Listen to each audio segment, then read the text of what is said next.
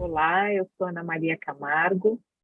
Nos próximos minutos, nós vamos ter o prazer de entrevistar o Dr. Andrew Simpson, coordenador do projeto Genoma da FAPESP, que teve papel fundamental nos projetos Genoma Xylella e no projeto Genoma Humano do Câncer. Nessa entrevista, nós estamos usando o formato híbrido. O nosso entrevistado está fora de São Paulo e as duas entrevistadoras estão em São Paulo, cada qual no seu local de trabalho. Estamos usando aquelas alternativas que a tecnologia nos oferece para aproximar todo mundo. O projeto Genoma ele foi aprovado pelo Conselho e anunciado em outubro de 1997. E a pergunta que eu tenho, primeira pergunta para o professor Simpson, é: desde quando o senhor foi envolvido nesse projeto? Foi, eu acho, bem no início. Eu lembro um dia, dentro do meu escritório no Instituto Ludwig, com o professor Brentani, entrou lá com o professor Pérez. Aí eles começaram a falar de uma ideia do professor Pérez de fazer um projeto Genoma. Aí o professor Brentani falou para Pérez: olha, este Simpson, ele pode participar. Então, logo depois foi convidado para uma reunião só de conversa com outros pesquisadores lá na FAPESP, e para discutir primeiro qual genoma vai sequenciar e em seguida como fazer. Eu não lembro a data, mas provavelmente foi 6 meses antes de começar o sequenciamento. Então foi bem numa época de discussão do projeto. Mas já teve a ideia. Eu não estava envolvido na ideia. A ideia, eu acho, veio do professor Pérez com o Fernando Reinach. Aí, logo depois, eu entrei com vários outros pesquisadores para realizar essa ideia. Professor, entre o Conselho Superior da FAPESP aprovar o programa e o programa ser anunciado, passaram-se apenas 6 meses. Quer dizer, eu imagino que vocês tenham tido uma série de atividades, inclusive seminários, para discutir como é que o programa ia se desenvolver. Quer dizer, queria que o senhor contasse um pouco que tipo de atividade foi necessária para, em apenas 6 meses, colocar esse programa em pé. E, em segundo lugar, se o senhor estava na turma que defendia a Xylella, o sequenciamento da Xylella, ou que defendia uma outra bactéria, enfim, que também estava na disputa. Tá, que eu lembro é simplesmente reuniões com um grupo de pesquisadores, provavelmente uma dúzia por aí, e só uma discussão. A gente não teve nada mais estruturado do que isso. E teve várias ideias de genomas. E eu gostei uma que foi uma bactéria associada com mineração. Não lembro mais o nome da bactéria. E quem veio com a ideia da Xylella, eu acho que foi Marcos Machado. E não lembro também se houve uma votação, exatamente como foi decidido, mas houve consenso que isso foi uma boa ideia e eu achei ótimo. Qualquer bactéria teria sido bom. O programa ele foi bastante pioneiro, principalmente com relação ao seu formato, né, envolvendo aí 33 laboratórios espalhados por todo o estado de São Paulo. Eram laboratórios que, acima de tudo, estavam se habilitando a trabalhar com as metodologias genômicas e de bioinformática. E eu fico curiosa para saber quais foram os principais desafios a serem vencidos nesse formato tão inovador de rede, de laboratórios separados, né, fisicamente, mas trabalhando juntos, né? Imagino que deva ter tido grandes desafios, mas também grandes vantagens. O senhor pode comentar para a gente? Sim, a ideia foi muito boa. Eu lembro que mais ou menos na mesma época, a China anunciou que vai sequenciar um genoma. Aí eles começaram a decidir onde construir o Instituto de Sequenciamento do Genoma. Quando em São Paulo a gente já acabou e publicou o genoma, ainda eles estavam construindo o Instituto. Então foi genial essa ideia de usar os laboratórios que já existem. Grande desafio foi que quase não houve internet nessa época. Meu laboratório, por exemplo, a gente não teve internet. Então, o grande desafio foi realmente habilitar a rede em termos da conectividade. Depois disso, acho que não teve nenhum problema. Eu acho que funcionou extremamente bem. Não tive que contratar ninguém, não tive que construir nada, só comprar os equipamentos. E tudo funcionou baseado em reuniões periódicos de discussão, de comparar progresso, etc., etc. Mas eu acho o grupo se adaptou maravilhosamente bem a esse formato. Não teve nenhum problema. Professor, uma das tarefas do seu laboratório, pelo que eu pude apurar lendo a reportagem da época, era distribuir os fragmentos do DNA da bactéria para os 33 laboratórios que eram responsáveis pelo sequenciamento, certo? Queria que o senhor contasse um pouco como é que o senhor fazia isso, quer dizer, como é que era esse processo, né, de entregar o material em 33 laboratórios espalhados no estado inteiro, sem internet, certo?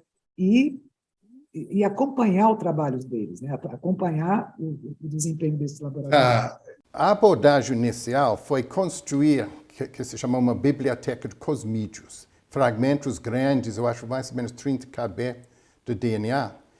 E isso funcionou muito bem dentro da rede, porque cada laboratório recebeu um cosmídeo. E o desafio deles foi fazer uma biblioteca de cosmídeos, sequenciar os fragmentos e montar. E depois manda todas as informações para o laboratório de coordenação de bioinformática em Unicamp, João Setúbal e João Mendanes. E eles fizeram tudo a montagem do genoma. Eu lembro que houve algumas brigas, porque o pagamento do projeto foi proporcional ao sequenciamento feito. E quem teve um cosmídeo menor reclamou que outro vai ganhar mais dinheiro. Então, houve algumas discussões deste tipo que eu lembro. Mas, em geral, foi bem amigável tudo o projeto. A distribuição do material ocorria bastante durante essas reuniões que eu me lembro bem, ocorriam na FAPESP. Qual era a frequência dessas reuniões e mais ou menos o que era discutido nessas reuniões? Porque eram grupos grandes, né? E era o único momento em que todos estavam realmente presenciais, num momento ainda muito pré-pandemia, onde o trabalho à distância não era ainda tão difundido como hoje. Você pode comentar isso para a gente? Sim. A grande maioria, exceto um ou outro, das reuniões estavam na FAPESP mesmo, e naquele auditório grande. E teve dois tipos. As reuniões, vamos dizer, rotineiros, que eu acho provavelmente foi mais ou menos uma vez por mês, cada 2 meses, eu não lembro exatamente, mas mais ou menos isso. E talvez cada 6 meses a gente tive um grupo de, vamos dizer, consultores internacionais que vieram para analisar como a coisa estava indo. Então, basicamente, as reuniões entre só os participantes do projeto foram de resolver problemas. Todo mundo teve que relatar como estava indo, quais foram os problemas que eles conseguiram. E quando vieram os conselheiros, aí tive que relatar para eles como estava indo. A ideia de fazer os cosmídeos foi deles. Mas vale a pena falar que isso no final não funcionou para fechar o genoma. A gente teve que, quando já sequenciamos todos os cosmídeos feitos, teve esses buracos no genoma. Aí teve um período de certo pânico para pensar, e agora? Como nós vamos resolver isso? Aí partimos para outra abordagem que rapidamente resolveu. Mas eu lembro essa reunião, por exemplo, que eu tive que propor como resolver, todo mundo basicamente falou se gostou, que não gostou. Foi uma democracia. Mas as reuniões foram em geral, muito boas, positivos, dando ajuda para outros, uns com mais facilidade do que outros em conseguir fazer sequenciamento. Mas eu acho que houve pouca comunicação entre os grupos fora das reuniões, porque nessa época não, teve e-mail, mas não teve WhatsApp, não teve essas outras redes. Então, a grande parte da comunicação foi nas reuniões mesmo. Falando em reunião, tem uma reunião que consta que foi uma reunião histórica, no dia 27 de outubro de 1999, quando o senhor e a Ana Maria Camargo, que está aqui com a gente, estiveram em Campinas, no Centro de Bioinformática, numa reunião com o João Setúbal e com o João Kitagima. E aí vocês souberam que o quebra-cabeça do genoma da Xylella estava quase pronto. Tinha alguns gaps ali para fechar, mas estava quase tudo pronto. De fato, 11 dias depois, o projeto foi concluído, e eu queria que você contasse um pouco como foi esse encontro, como foi a sensação de estar chegando ao fim de uma empreitada como essa, e como é que você, senhor, se sentiu, e a Ana Maria, se puder também aproveitar e contar, já que ela é personagem dessa história, eu queria ouvi-los falar sobre isso, lembrar desse momento. Que eu lembro, para falar a verdade, mais do que essa reunião em Campinas, foi outra reunião, logo antes, porque a gente teve o genoma basicamente fechado, mas teve um problema. Tem um gene da RNA ribossomal que eu não consegui entender como se encaixa. E quem realmente decifrou isso foi a própria Ana, que ela viu que teve 2 genes. Aí, instantaneamente, a coisa foi resolvida. Isso eu lembro até hoje. Foi um momento brilhante. E depois, quando foi confirmado lá em Campinas, foi um enorme alívio, para ser honesto. Porque, eu não sei se vocês lembram, mas todo o projeto foi filmado pela televisão. E cada mês teve um episódio que saiu na televisão, como estava indo o projeto Genoma. Imagina se a gente não conseguiu terminar. Que vergonha! Então, foi realmente um enorme alívio este momento, mas depois continua a pressão. Tá bom, está feito. E a publicação? Cadê? Quem vai escrever o paper? Foi submetido, etc. Então, até eu acho saiu a publicação, teve uma certa pressão em cima desse projeto. Não foi uma coisa leve, vamos dizer. Pelo menos eu senti isso. A publicação se refere à Nature, né? Aquela capa da Nature. Sim, sim. Foi a iniciativa. Isso também tem sua história. Eu lembro quando foi feito, o professor Pérez estava viajando. Aí eu liguei para ele e deixei recado, ele não estava, ele ligou de volta e falou, boa notícia, estava feito Nature. Aí ele, em vez de falar, que bom, parabéns, ele falou, agora eu quero capa. Então foi assim até o fim, pressão, pressão, pressão.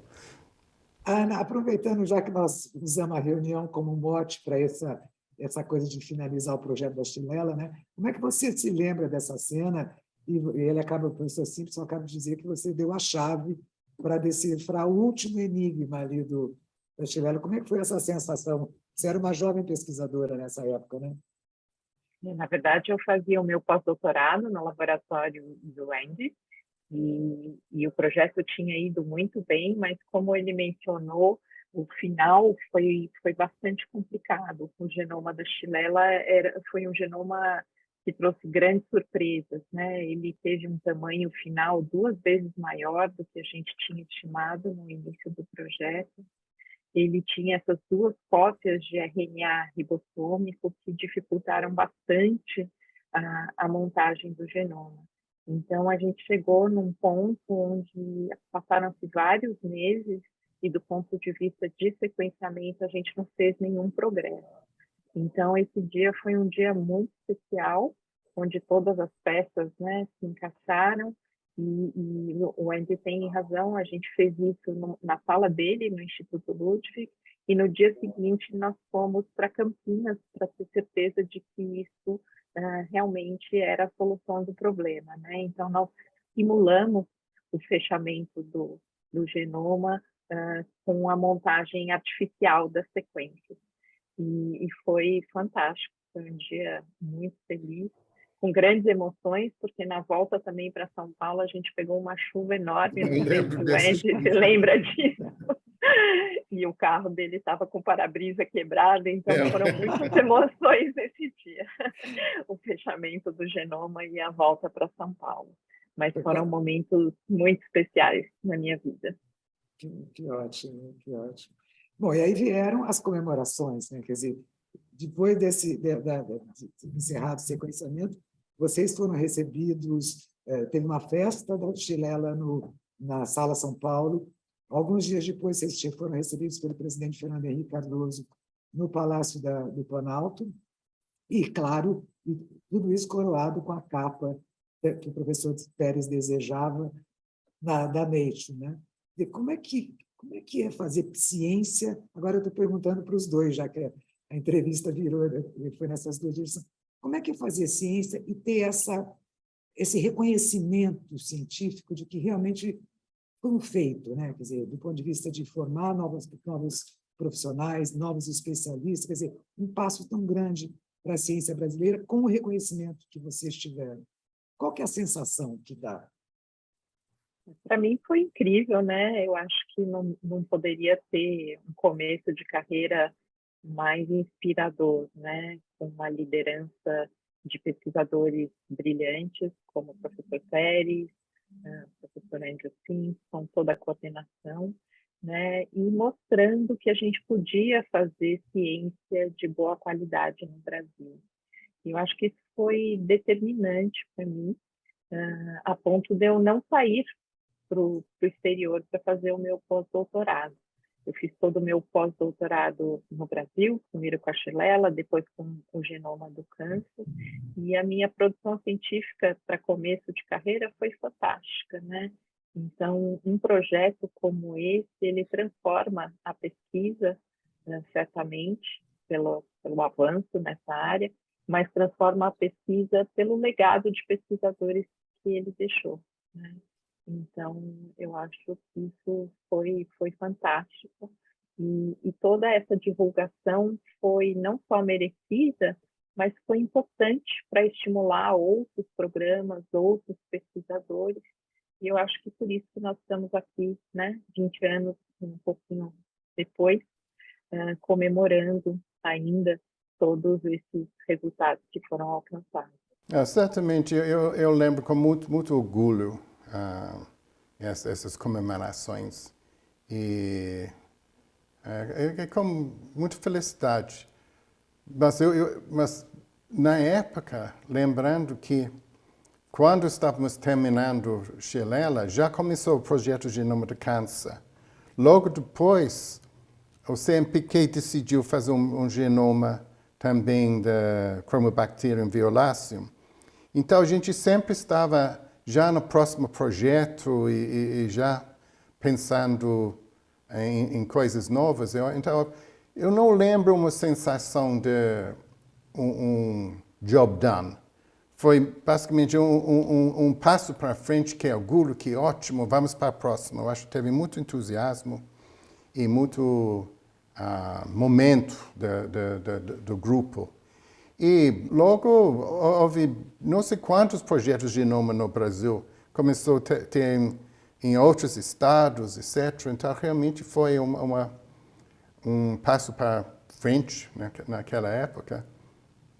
E eu lembro isso, eu não sei se é realmente verdade, mas que estou lembrando que nessa época houve um aumento grande de pessoas entrando na faculdade para fazer biologia, mais do que em medicina. Eu acho que, de repente, colocou ciência no cardápio de muitas pessoas que talvez antes não pensaram nisso. Então, realmente foi ótimo. Vou dizer, ter sido melhor. Realmente, eu acho que foi ótimo fazer isso no Brasil. O Brasil sabe comemorar suas conquistas. E realmente aquela festa na Sala São Paulo foi espetacular. Ir para conhecer o presidente, etc. E depois todo mundo ganhou uma medalha, etc. Eu acho que foi... não teria sido assim nos Estados Unidos, na Inglaterra. Eu acho que o Brasil sabe como fazer uma festa. Então, foi extremamente feliz. E tinham quase 200 pesquisadores no palco, né? Era quase uma orquestra ali ocupando o palco. Né? Eu lembro com o Mário Covas lá. Ele foi muito gentil. Mas eu não sei se eu posso falar isso agora, mas eu acho que minha lembrança melhor dessa fase de, vamos dizer, comemoração, que ao acaso teve um congresso em San Diego sobre genoma ou genética da planta. E logo depois que foi terminado, antes da publicação, aí eu cheguei no congresso, aí eu falei para o organizador, olha, neste congresso eu vou anunciar o primeiro genoma de um patógeno da planta. Aí, quando ele abriu o congresso, ele falou em inglês, eu tenho boas notícias e más notícias. A boa notícia é que o primeiro genoma de um patógeno da planta foi sequenciado. A má notícia é que não foi feito nos Estados Unidos. Eu acho isso ótimo. Porque eu não vi má notícia nenhuma, só boas notícias. E lembrando que eu não sei quantos genomas foram sequenciados antes disso, mas foram poucos, menos de 10. E concorrente conosco, a gente ouviu tudo, em Alemanha eles já terminaram o primeiro genoma de patógeno da planta. Em China eles já fizeram. Mas não foi, a gente realmente foi o primeiro. E essa experiência da Xilela qualificou, né, essa equipe, qualificou os pesquisadores paulistas para dar início a esse outro projeto que o senhor já mencionou, que é o projeto do genoma do câncer, né? Quer dizer, que aí colocando o Brasil definitivamente no cenário dessa nova ciência, né, mundial. O senhor também estava envolvido nisso, a Ana Maria também, né? Como é que foi essa experiência no projeto Genoma do Câncer? O que aconteceu que Ana Maria e eu trabalhávamos no Instituto Ludwig, de pesquisa sobre o câncer. Aí houve uma visita do conselho do Instituto para São Paulo. Eles perguntaram, mas por que tem tanto trabalho sobre um patógeno de planta que infecta árvores de laranja? O que isso tem a ver com câncer? Aí teve uma certa pressão para utilizar essa tecnologia para uma coisa mais alinhada com nosso instituto. Aí o próprio instituto falou, olha, se a FAPESP coloca metade do financiamento, o instituto coloca outra metade para fazer um projeto mais alinhado com câncer. Então foi basicamente assim. E na época nós descobrimos uma novidade técnica de como identificar partes expressas do genoma. Aí eu tive que ir para Nova York apresentar a tecnologia, foi analisado pelo grupo de pesquisadores dentro do Instituto. Aí eles deram um apoio, o Instituto decidiu investir, na época, $5 milhões. E o FAPESP colocou outros 5 milhões. Aí foi essa transição. Então, quase um dever.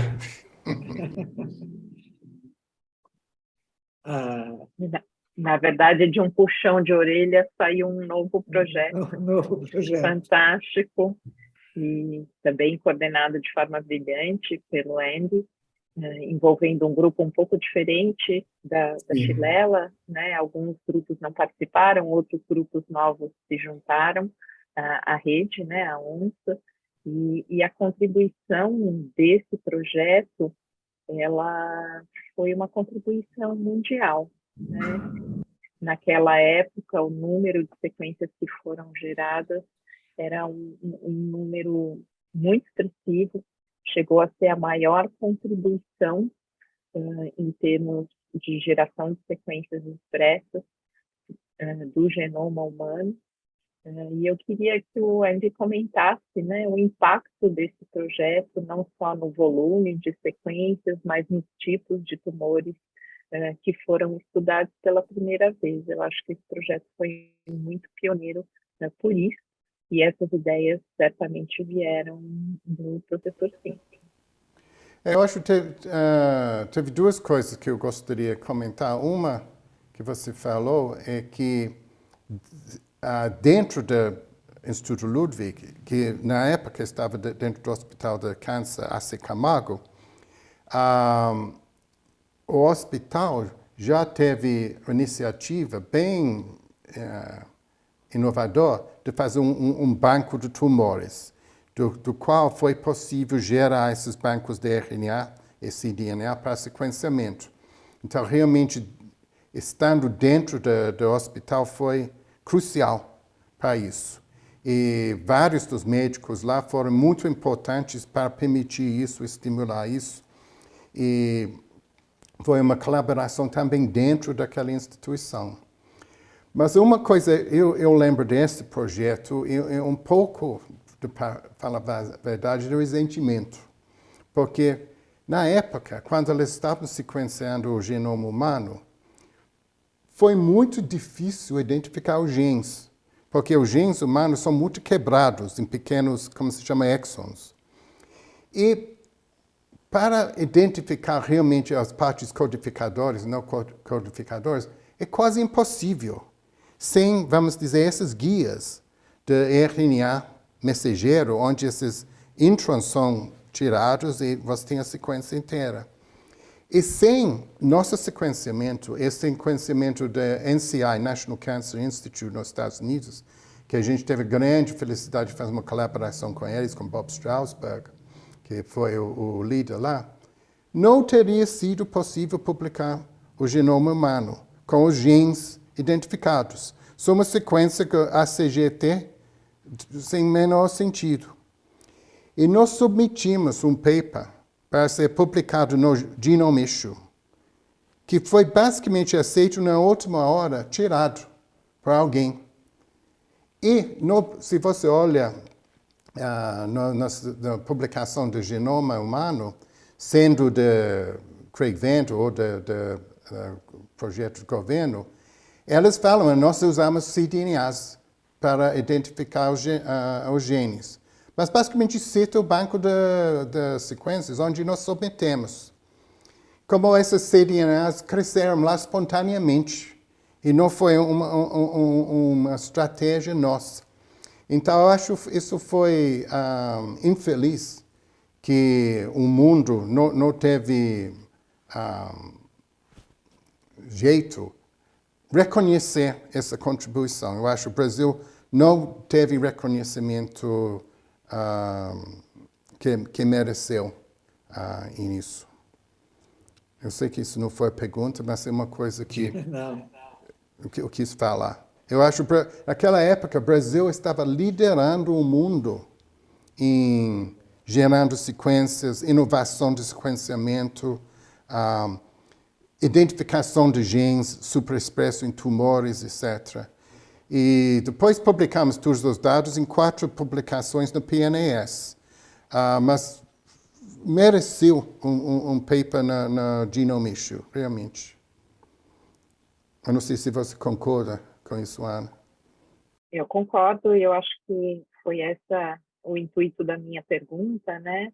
Eu acho que a contribuição foi essencial, talvez não tenha sido devidamente reconhecida, mas realmente para a história do genoma humano e principalmente para a identificação do conjunto de genes humanos, que desde então não mudou muito, né? Não cresceu Não. muito desde as primeiras estimativas até agora, mostrando que a nossa contribuição realmente foi muito importante. E nossa contribuição dentro dessa identificação de genes também foi crucial, porque antes da gente, só foi possível sequenciar as extremidades dos cDNAs, o início e o fim, e não o meio.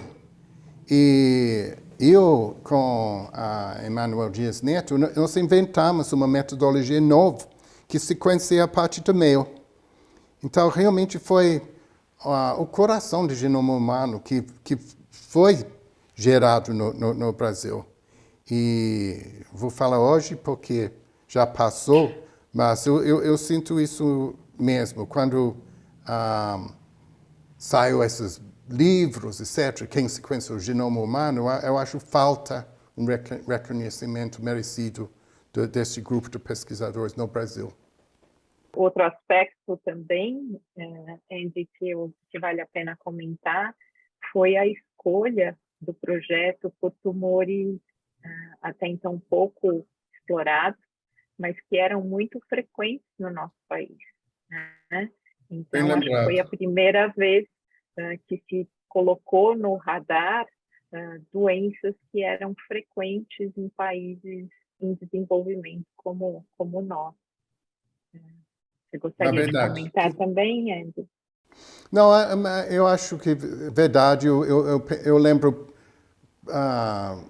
mais do que tudo, em cabeça e pescoço. Eu acho que a gente sequenciou muito disso. E é uma doença muito comum aqui, muito frequente aqui, infelizmente. Mas mostra uma coisa importante.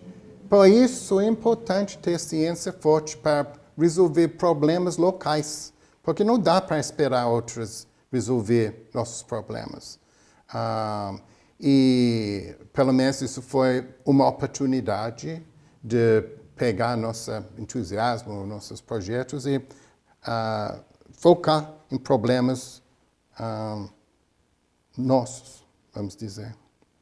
Professor, aí, quando o senhor deixou o projeto, quando, na verdade, o senhor se afastou do projeto Genoma, o senhor foi para o Instituto Ludwig, em Nova York, não é isso? Foi por essa razão que o senhor continuou fazendo essa mesma linha de pesquisa? O senhor continuou com esse mesmo tipo de atividade? Na realidade, quando fui para Nova York, eu não tive mais um laboratório. Eu fui lá e eu consegui fazer um pouco de pesquisa em outros laboratórios dentro do Instituto, mas meu papel, depois disso, foi mais administrativo. Aí eu fiquei 10 anos em Nova York, dentro do escritório central em Manhattan, sem laboratório, que foi um pouco frustrante, mas do outro lado foi uma oportunidade fantástica de morar lá e participar no Instituto Internacional com filiais no redor do mundo e foi uma época que eu olho também com muita satisfação.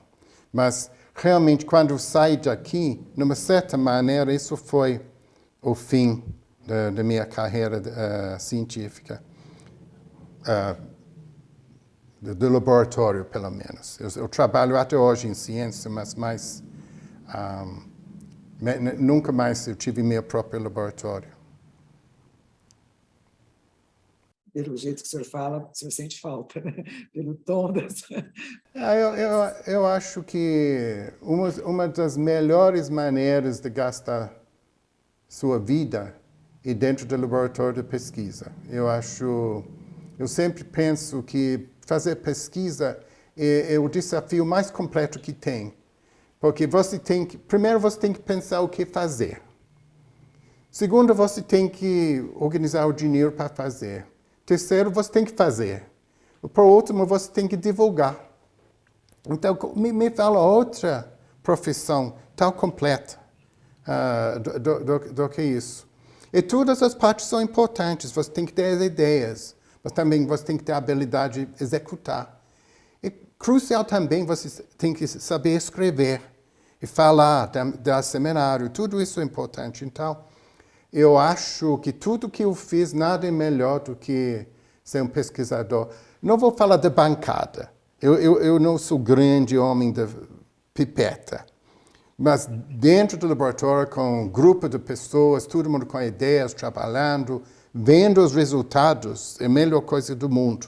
Quando você tem um experimento, você veja o resultado pela primeira vez, é nada melhor. Principalmente quando o experimento funciona. Mas até quando não funciona, você aprende alguma coisa. Então, acho que é muito melhor do que administrar ou outras coisas. Eu acho tem sido um privilégio. Depois desse período brilhante, inovando na pesquisa brasileira, na pesquisa no estado de São Paulo, nessa área de genômica, você decidiu mudar um pouco o rumo da sua carreira depois que voltou de Nova York, então, se desligando do Instituto Ludwig, iniciando aí uma nova jornada de inovação junto a indústrias farmacêuticas brasileiras. Eu queria que você comentasse um pouco esse momento, o que foi importante do seu passado para essa nova experiência, os desafios, os resultados desses últimos anos. Sim, eu fiquei 10 anos em Nova York e no final eu virei o diretor científico do Instituto e realmente foi um grande orgulho.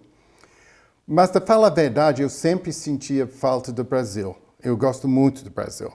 E sempre sonhava que alguém iria fazer uma oferta que foi impossível recusar para voltar. Porque eu tive uma posição muito boa lá, eu tive meu escritório lá em Manhattan com vista do Empire State Building. Tudo isso foi uma das melhores posições do mundo da pesquisa. O Instituto Ludwig, na época, era o instituto particular maior do mundo na área da câncer. E um dia, um headhunter me ligou e falou que elas estavam formando uma empresa de biotecnologia no Brasil e se eu tive algum interesse em participar para ser o diretor científico dessa empresa. Aí eu falei que sim, tenho todo interesse. Aí eu fiz uma entrevista pelo telefone, se eu lembro. Não ouvi mais nada por um bom tempo e depois elas me chamaram de novo. O que aconteceu? Elas ofereceram para outra pessoa que recusou, depois lembraram de mim. Aí, depois de negociações curtas, eu aceitei. Foi um choque lá em Nova York. Ninguém aposenta de ser o diretor do Instituto Ludwig. Normalmente a pessoa aposenta. Mas realmente eu quis voltar para o Brasil. E outra coisa, eu sempre senti que essa época de genoma, etc., e a ciência no Brasil, a ciência básica não foi suficiente. Eu sinto até hoje importante mostrar que ciência também gera riqueza, gera progresso na sociedade. Então, uma das coisas que eu gostei muito no Instituto Ludwig é que, além de fazer pesquisa básica, ela investiu em pesquisa clínica, fazendo ensaios clínicos com descobertas feitas no Instituto. E eu senti que isso foi uma oportunidade de fazer exatamente isso que eu queria. Trabalhar no Brasil, na biotecnologia, pegando ciência e tentando tornar ciência em produtos. E a posição no início não foi muito baseada em ciência feita aqui, mas ao longo dos anos, eu tenho que dar muito crédito para os presidentes das grandes empresas que financiam a pequena empresa Origin, onde eu trabalho, porque eles perceberam a oportunidade, a possibilidade de fazer pesquisas ou desenvolvimento de produtos baseado em ciência totalmente inovadora. E hoje em dia é só isso que a gente faz. E ainda está ligado, muito ligado com genoma, utilizando o conhecimento do genoma para construir vacinas, vamos dizer, artificiais, baseado em genes, onde você tem uma predição da imunogenicidade. E está indo muito bem em colaboração com pesquisadores nas universidades aqui. Então, isso me deu super satisfação e meu último objetivo é realmente registrar um produto no Brasil, fruto de pesquisa feita aqui, que eu acho que tem pouquíssimos exemplos disso. Nossa indústria farmacêutica é baseada na geração de genéricos. Então, isso não é inovação, isso é assimilar a tecnologia dos outros e executar aqui. As empresas são fantásticas. Quando eu levo visitantes de grandes farmacêuticas multinacionais para essas empresas brasileiras, eles ficaram muito impressionados com a qualidade das instalações, profissionalismo. E as duas empresas hoje em dia que financiam a Origin, a Eurofarma e a Biolab, realmente são empresas para as quais eu tenho enorme respeito. E que ninguém pode negar, em qualquer canto do Brasil você vai para onde tem loja, sempre tem uma farmácia. E dentro da farmácia sempre está estocado com todos os remédios que precisa. E quase todos produzidos no Brasil. E quase nunca você ouve um problema de contaminação, um remédio que não funciona. É de altíssima qualidade.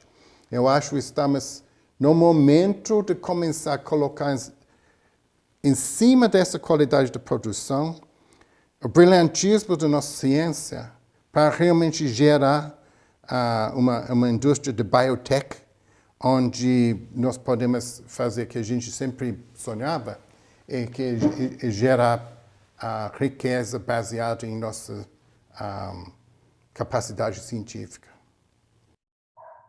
Muito bem, professor. Foi ótimo conversar com o senhor, um grande prazer. Quero me despedir e passo a palavra para a Ana Maria, para ela fazer também o mesmo. Eu agradeço demais essa oportunidade, mais um dia muito especial na minha vida. Espero que no final do ano estejamos todos juntos comemorando. E eu tenho uma contribuição importante para a exposição que a gente vai fazer acompanhando todas as comemorações. Eu tenho até hoje o caderno de laboratório do professor Simpson. Então, eu posso ceder provisoriamente para a exposição um caderno que tem uma página só e um único experimento anotado nele. Mas eu acho que todas as grandes ideias que o Andy teve estavam na cabeça dele, não precisavam ser escritas no laboratório, no caderno de laboratório. Então, é um grande prazer. Acho que uma entrevista fantástica contando um pouco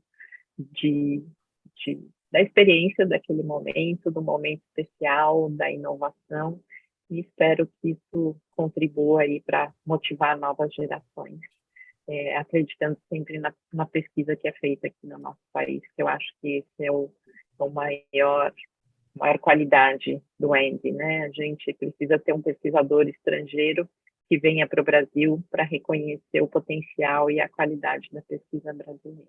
Acho fantástico. Mas tudo o crédito é para os pesquisadores aqui. Como coordenador, no final, eu não fiz nada. Eu não sequenciei nenhum gene, eu não fiz nenhuma parte da bioinformática. Foi basicamente torcida organizada. Eu lembro uma vez, lá em Unicamp, um grupo de pessoas sentados, isso foi no final, quando tudo foi sequenciado, olhando os genes, pensando os temas para colocar no paper, eu lembro deste dia, olhando para o grupo, pensando, eu nunca fui numa sala com tantas pessoas tão inteligentes na minha vida. Realmente a qualidade, é óbvio, eu sempre falo isso, inteligência não tem limitação geográfica. Tem pessoas brilhantes de todos os lugares. E certamente tem no Brasil. É eu que agradeço vocês para toda essa oportunidade e é Brasil para tudo que fez para minha vida ficar tão completo e feliz profissionalmente. Obrigado pela entrevista também. Muito obrigado, professor. Um grande abraço, professor. Um abraço, Ana. Muito obrigada também. Obrigado. Um abraço. Tchau.